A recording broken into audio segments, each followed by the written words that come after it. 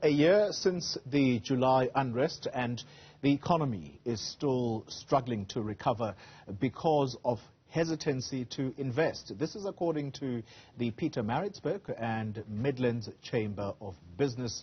And this organization says that there has been a loss of confidence since that unrest. About 16,000 businesses were affected by the looting that began after the former President Jacob Zuma's imprisonment.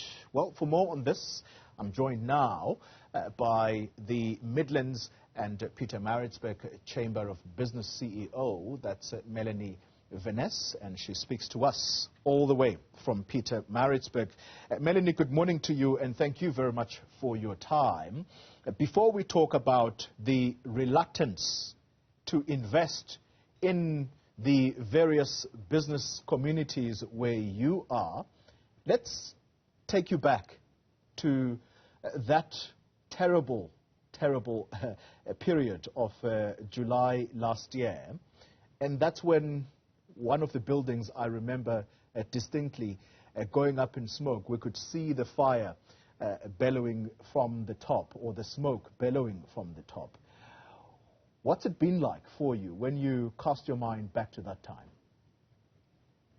Oh gosh, it's not a time that I like to revisit. I think it'll go down in all of our memories as a horrifying experience. You know, I think I did, in terms of lean philosophy, the Japanese talk about going to the gemba, which is going to the real place, and I did force myself to go down there and to the actual ground and see what was happening. And if I have to think about those familiar places, those places that we so took for granted, you know, being burnt and looted, and people having lost their lives to stand when there were bodies scattered on the road and debris, and it was devastating, absolutely devastating.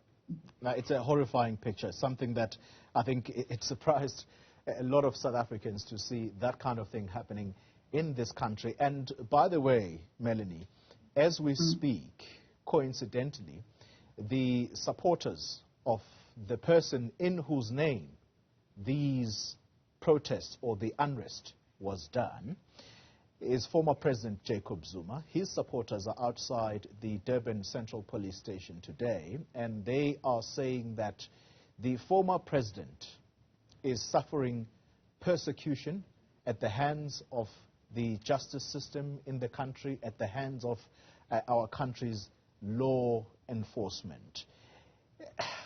What do you think when statements like that are uttered, given that the unrest we saw during that period was done in part because he had been incarcerated? You know, the thing that frustrates me more than anything is the way in which our economy is used like a political football. You know, there just doesn't seem to be any conscience about the mayhem that is unleashed on our economy and the consequences that come from that. You know, there are a lot of people today that are sitting without work because of what happened last year. And all the sabotage that keeps taking place all over with infrastructure, it just completely and utterly stops this economy. And what it means ultimately is that our employment rate is going to be driven up. It's the poorest of the poor that get affected most by the goings on. And I can't help but feel that politics seems to trump absolutely everything when our country should be pulling together, and we should be focusing on our economy, on growing it so that we can include more people, so that our people are not starving. I really can't get my head around how our focus is always political. I can sense the frustration in your voice, and I know you are not a politician, and perhaps that's why I'm trying to get the viewers of this channel to understand that perhaps through a person who is not a politician, but purely a business person who is, by the way, invested in ensuring that there is employment for many people in our country, because that's what, in the main, you do as leader of this business chamber in the Pietermaritzburg Midlands area. So let me wrap up the political side of things. So this political tug of war among ANC politicians, and I think we need to be very clear about that, that this is a factional battle within the ANC, as the saying goes. Do you think that the ANC has a lot to shoulder for what we saw last year? And in fact, what do you think should happen? How do you think South Africans should treat this party that is treating them so badly? You know, I think that what I'd like to say is that people need to take some time to step back from a situation, to not just get caught up in the emotion of the moment, because there are people that will rev up your emotions to achieve their narrow political gains. So I think that one needs to look at the motivation behind actions that are called for. Is it to benefit people on the ground? Because I can tell you that the rioting certainly didn't do that. It's the people on the ground that hurt the most. Maybe there was a short-term gain for some, but ultimately we all lose. So my plea would be, when you are called to some sort of action, to think about the consequences and to think about what motivation lies behind that. Who at the end of the day will benefit from it? Because if it's not the majority of South Africans, then you can't become involved in it. We have to pull together, have to build this country. Yeah. Let's then get into the process of rebuilding, which I assume has been underway since that unrest. All of those buildings, when we started this conversation, when I reflected that they were up in smoke, how has the rebuilding process been? So there's some that are still rebuilding. Macro is still rebuilding. They're hoping to, towards the end of the year, have completed their rebuild. And my understanding is that it will be a bigger and better stores, which is wonderful. We'll look forward to that. The Edendale Mall is not up and running yet, but Brookside Mall is, which I think might have been one of the buildings that you had seen up in smoke previously. Yeah. Some of the small businesses have never reopened. They just didn't have the wherewithal to do that. Town still looks pretty shocking, but there were a lot of small businesses in town that were badly affected. Yeah.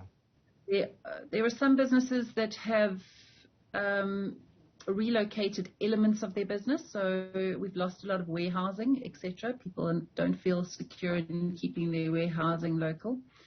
So that's been problematic for us. And we've had some that have started operations in other areas so that they can test the waters there. And I think that if they find, that things are working well there, then you'll see operations bleed from here into those new locations. But it's not just the July unrest that has created this problem. The economy is struggling to recover because of two major things now. Aside from the lack of confidence, there's the load shedding, which is absolutely devastating, and the failure to maintain infrastructure means that we have additional faults that are triggered from load shedding. So infrastructure failure and load shedding at this point in time are really kind of home goals for us, honestly. We've got to have a conducive environment to operate in, especially if people are feeling insecure about investing. So we're really not in a great space now to get ourselves out of trouble. Yeah. I don't think in recent times I've had a lot of people phoning me and asking me about trade agreements and whether they're still valid in countries like Botswana, and those are not calls that I want to be receiving. I also don't want to receive calls that ask me, I've got to look at solar now, alternative energy, it's a big investment. Is Pietermaritzburg the area where we should be doing that? Yeah, it really has been a double whammy, Melanie. And just talking about the load shedding element, and you add to that the infrastructure problems that were brought on by the floods, the reluctance, therefore, to invest in businesses in that province, where does this reluctance come from? Is it local investors? What I mean by that, investors within South Africa, or is it even international investors? It's a mix. It's local and international. It's very, very difficult to try and to explain to somebody in a Western country why we have so many electricity outages in a day. I mean, you cannot run a factory 2 hours up and 2 hours down, and some of those factories take 8 hours to ramp up. So they've got to shut. So you've got to explain to people, from countries that are like Japan and Germany, and we've got Australian investors that we don't have power for large portions of the day, and not for 1 day or 2 days. It's constant, and either it's not no power or no water, or it's very difficult to be able to convince them to A, keep their investment here, and B, put more in. And it's just easier to get people that are already invested in an area. It should be easier to get people that are already invested to invest more than to attract new people. So I think we've really got to pull together, and we've got to get the situation right. We've got to, at the very least, have a conducive environment for business to operate in. And business doesn't want very much. I mean, they really just want a safe environment with a secure quality supply of electricity and water and roads that they can navigate. That's literally, there's not very much else that they want. And if the environment is conducive, the money will flow in and people will be employed. Sure. It's not kind of multicolored rainbow, or it's very basic stuff. Yeah. Melanie, quickly, before I let you go, the energy crisis we face, the word emergency has been used. I mean, just last night, the National Planning Commission, which is housed within the presidency, has put out a statement using the very word that this should be treated as an emergency, much like we did with COVID. What do you think needs to be done there? Well, I think we've got to open up and start activating some of that energy that is available in the private sector. I think that it is an emergency. We have got to make sure that we have enough energy to keep this economy going.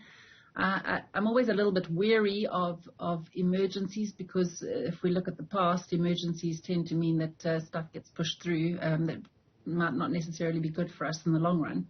So, we've got to be very careful about. Aren't you? Yeah, I am. I'm very, very nervous about that sort of thing, because there are agreements that perhaps have been resisted that suddenly find their way into being because there's this emergency. It has to be addressed, but I think that we've got to do it in a way that is responsible, economically responsible into the future, and not just a solution for now. But I think there is capacity out there, and I think that if we opened up faster, there's a lot of red tape in releasing some of the energy that's out there and adding it to the grid.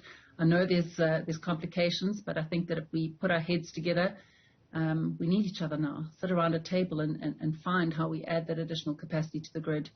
And I also think that there's a lot of talk about people that are damaging infrastructure. Surely we have some way, using our intelligence services or utilizing security services, to identify who these people are that are really holding our economy to complete ransom. It's treasonous what's happening in South Africa. It really is. In infrastructure, it's not just at Eskom, in local municipalities as well. People go around and they switch off valves and they damage substations, and it's really shocking. And it's time communities also stood up, kept an eye on the infrastructure, and started reporting when things like this happen, because unless action is taken against people that are damaging our infrastructure and vandalizing it for whatever purposes they're doing it, we're not going to be able to come right. Yeah.